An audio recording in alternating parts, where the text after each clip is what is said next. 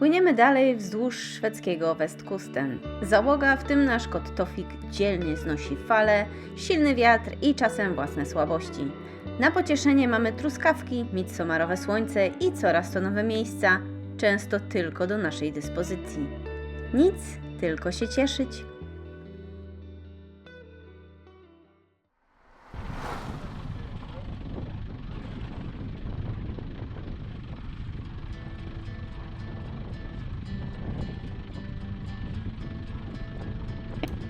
Opuściliśmy Futę niezbyt wcześnie rano i pożeglowaliśmy w stronę zachmurzonego nieba. No, gęsto, proszę Państwa. Tu prom, tam prom. Barbara, nie skręcaj. Tu przechodzimy za rufą tego promu. Ada, Beda. Tam czekają kolejne. Lekko nie jest. Pogoda może nie była idealna, ale nie było też na co narzekać. Pierwsze heavy duty wyjazdu. Kiedyś musiało nas dopaść.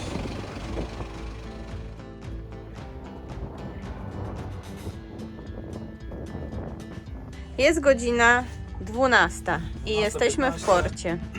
Dobiliśmy do portu 4 wysepki na północ od tej poprzedniej wysepki. Chcieliśmy tutaj się zatrzymać, ażeby przeczekać jutrzejszy sztorm na morzu. Z ciekawszych informacji ta burza ma być niezła, bo tych węzłów wiatru ma być ponad 30, w porywach ponad 40 chyba, z tego co pamiętam. Tu teraz wiedzie taka animacja.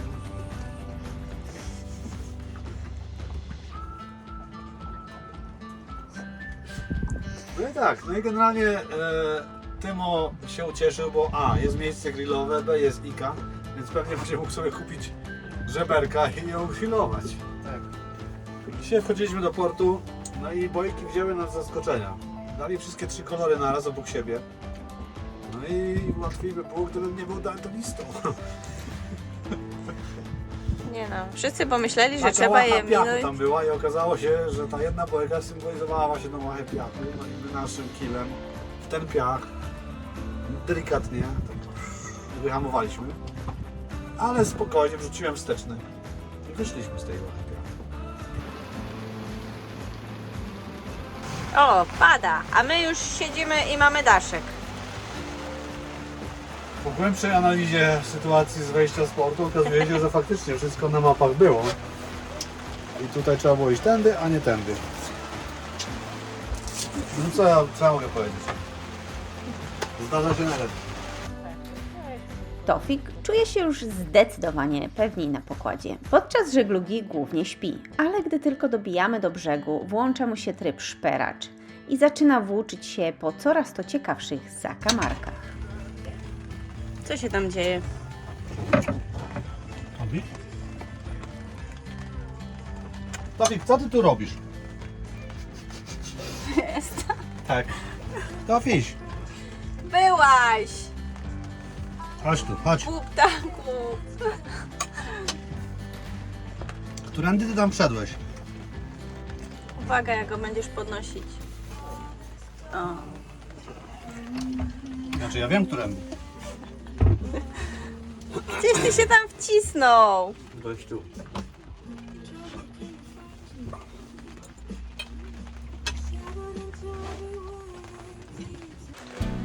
To był bardzo leniwy dzień, bez żadnego szczególnego planu. Tego nie trzeba.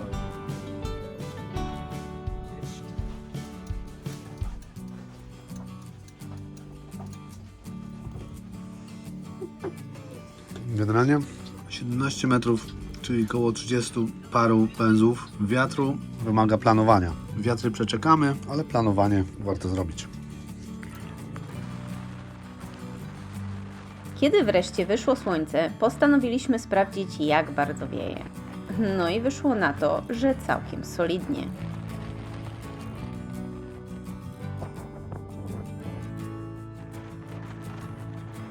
Piękny dzień, jeden z tych, które długo się pamięta. Pogoda była cudna, ale raczej nie do rodzinnego żeglowania. Tam jest sztorm.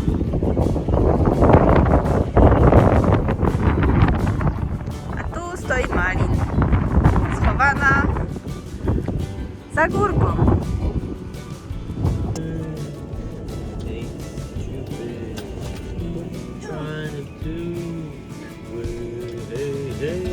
To jest moja kolej. Tak. Co? Wygląda jakby jeszcze chwilę i miał się trzymać zębami. Jak te koty, tak.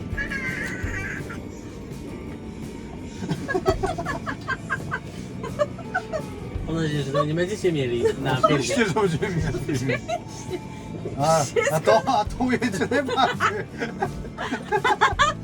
Wszystko leci na YouTube'a. No, i teraz takie tor. Musisz to robić takiego młota. Taki Nawet ten. polski odpowiednik Tora.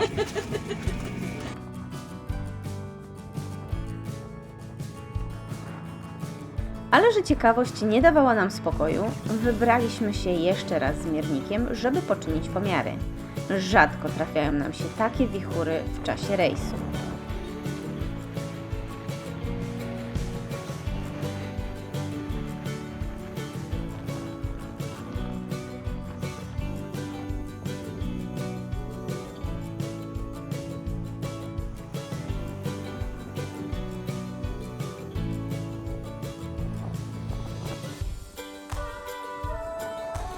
Pomimo osłony, jaką dawała górka, na szczycie masztu wciąż było ponad 30 węzłów. Dobrze, że staliśmy w porcie.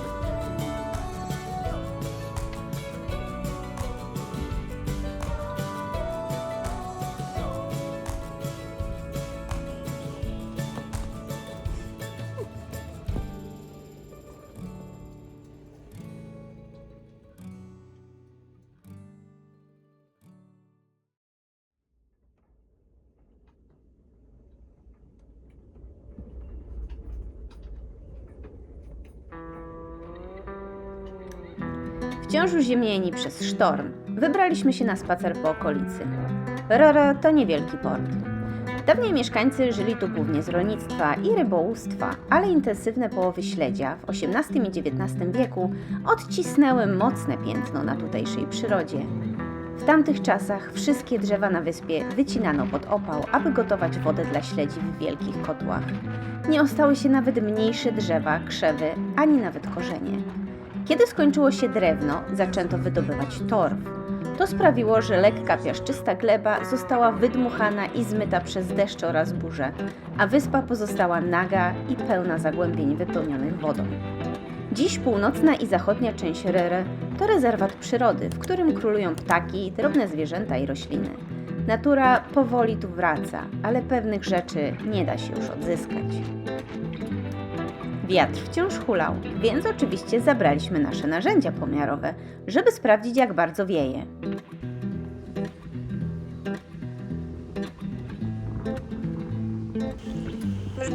Skończyliśmy spacer i teraz możemy zjeść lody. To jest trzeci. To jest trzeci lód? Dla niektórych czwarty. Czwarty? Taki mam lód. Uwaga, ja często jestem oskarżany o to, że robię tutaj zamieszanie materiałowo-poznawcze.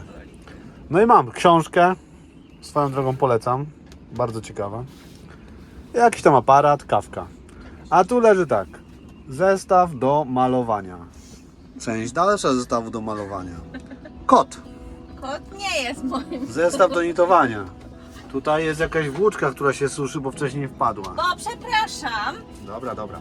Czyja to była Tu wina? herbatka, czyli odpowiednik mojej kawki. Tu jakaś część do malowania. Kawałek ładowarki. Kawałek gumki. Klapki na wejściu. I osoba malująca akwarele, a przynajmniej skicz. Źle to wygląda, Barbara, źle. Bo cały kokpit zawalony jest twoimi I tam towarami.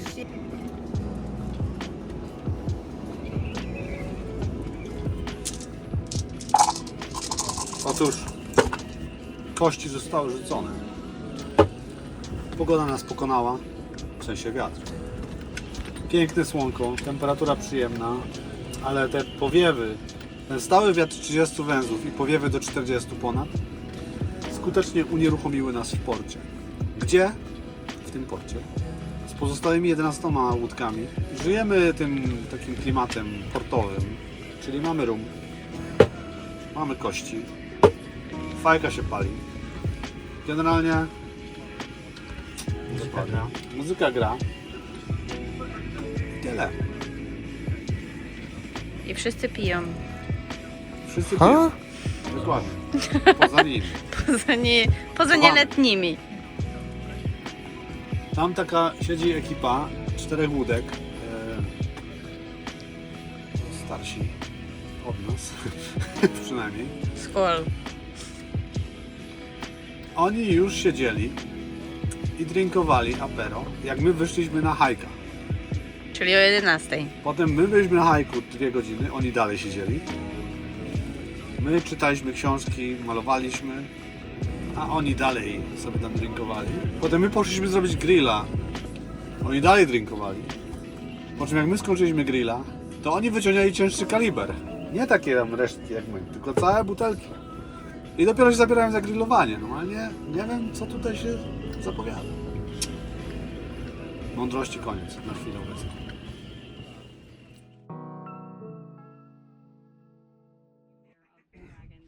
Back recharge has started on top of Falcon 9 and we'll look for those clamp arms around the base of Dragon just beneath those soldiers. Następny dzień zaczął się zupełnie inaczej niż wszystkie dotąd. Z samego rana dostaliśmy telefon ze Stanów, prosto ze strefy zero. Że już, że zaraz, że Sławosz leci. Włączyliśmy transmisję i w ten sposób staliśmy się częścią wydarzenia. Nie obeszło się też bez oglądania najważniejszego polskiego eventu ostatnich lat. Krok w stronę przyszłości technologicznej Polski. Polski opartej na nauce, wiedzy i wizji. Niech ta misja będzie początkiem epoki, w której nasza odwaga i nieustępliwość kształtują nowoczesną Polskę. Dla nas i dla przyszłych pokoleń. Kosmos zawsze jednoczył ludzi. Po starcie Sławosza przyszła pora na nas. Mniej widowiskowo, ale za to bez żadnych niespodzianek. Wypływamy, opuszczamy ten port. Pogoda jest już dobra do żeglowania, więc płyniemy dalej. Ładny dzień. Ładny. Wczoraj też był ładny, tylko że było 3 razy więcej wiatru. 3? Albo i 4 nawet, ile tam pokazuje. Właśnie, 12. 4. Momentami po 4. To był bardzo spokojny przelot. Bez większych atrakcji, bez niebezpiecznych porywów wiatru. Logun. Momentami nawet próbowaliśmy łowić makrele, ale bez sukcesu.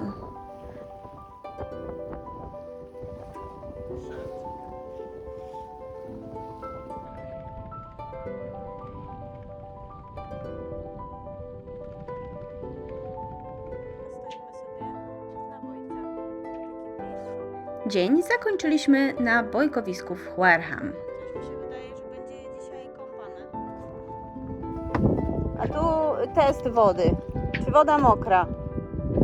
Mokra i zimna. Jak to? Przecież mówiłeś, że ile to ma z tych stopni? Pół stopnia cieplej niż na otwartym morzu. A na otwartym morzu ile miała? To jest żaden wyznacznik. 17,5, tu ma 18. Aha. Po tej burzy piaskowej mamy pełno piasku. No mamy. Cała łódka jest w piasku. Możesz myć.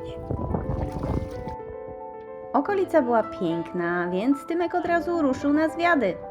Tak mu było śpieszno, że popłynął w laczach i w dresie. Dopełnieniem tego jakże awangardowego ensemble byłaby już tylko siatka z Biedronki. Ale nie mieliśmy pod ręką i wyglądał jak wyglądał. Wieczór upłynął nam na robieniu nic, czyli tak jak powinien.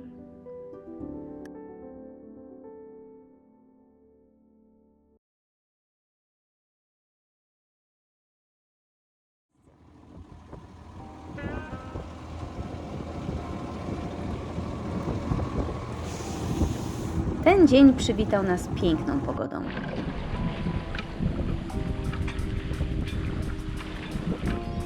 Patrzcie, kto tu z nami jest. Stwierdził, że ma dość siedzenia na dziobie. I przyszedł tutaj pobujać się na zewnątrz. drugiej strony wygląda to tak. Siedzi sobie u mnie na kolankach. Tutaj ktoś dobija się do instrumentów. Ten typ steruje. A może buja? Czyli projekt Simba jeszcze nie był zrealizowany. Jeszcze nie. Dokładnie, jeszcze. Praca przy żaglach. Rozwijamy refa, bo wiatr trochę zelżał, więc można tego refa ściągnąć. Ja też nie chciałem płynąć za szybko, bo cały czas liczymy na jakieś tutaj makrelowe Eldorado. Ale póki co nic z tego. Staliśmy w dryfie przez chwilę, rzucaliśmy wędkami i nic. Po prostu bida, bida, bida.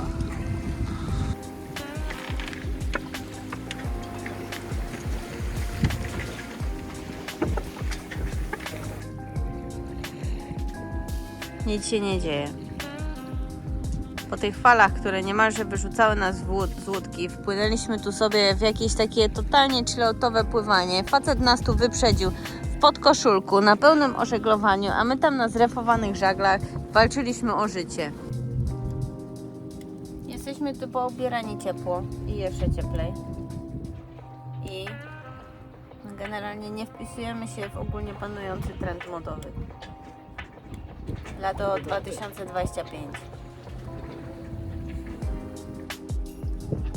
Koło lunchu postanowiliśmy przybić niedaleko miejsca, w którym w zeszłym roku mieliśmy przymusowy postój z powodu rozładowanego akumulatora. Przerwa to rzecz święta. Każdemu przyda się porządny posiłek i chwila wytchnienia. W końcu to wakacje, czas relaksu i odpoczynku, nawet od fal. Drugi tydzień się kończy. W sumie jeszcze się nie kończy, przepraszam. Jesteśmy w połowie drugiego tygodnia. Niestety jest dalej licznik makrel 0. Dzisiaj była duża próba. Okupiona znowu chorobą morską tofika. Szliśmy przez fale jak przecinaki, ale makryle tam nie szły. Koniec historii. Po lunchu i ponownym sprawdzeniu prognozy pogody postanowiliśmy ruszyć dalej. To miejsce już znaliśmy i wiedzieliśmy, że jest fajne, ale przy obecnym układzie wiatrów nie było najbezpieczniejsze. Pora na coś nowego.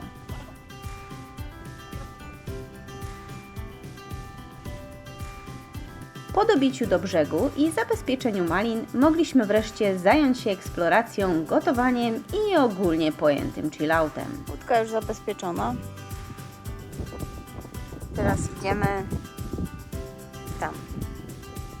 Tak wyglądamy z boku. Tu pięknie przypięci, tam pięknie przypięci. Stoimy sobie w takiej zatoczce. Wiać ma tak, szt. A potem tak, szt. A potem tak troszeczkę, szt. A teraz do naszego dziecka. Jest tu taki skrawek trawy. Bardzo kulturalny, bardzo ładny. Nie za duży, ale jakby się uprzeć, wcisnąć tu można 2 namioty. I Tymek buduje nam ognisko, bo dzisiaj będziemy mieć kiełbasę. Jak ładnie. W pełni profesjonalnie. Co to tu jest? To jest plastik? Aha, okej, dobra. Ktoś tu celebrował Midsommar. Nie wiem, czy to jest dobry pomysł. To na sam początek. Dobry pomysł, bo się ładnie podpali. Chcesz zejść na pokład? Na ląd?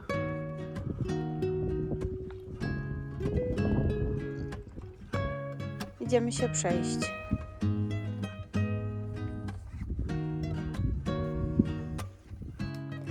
Lindholmen niegdyś należała do farmy Chłobul w Lyse.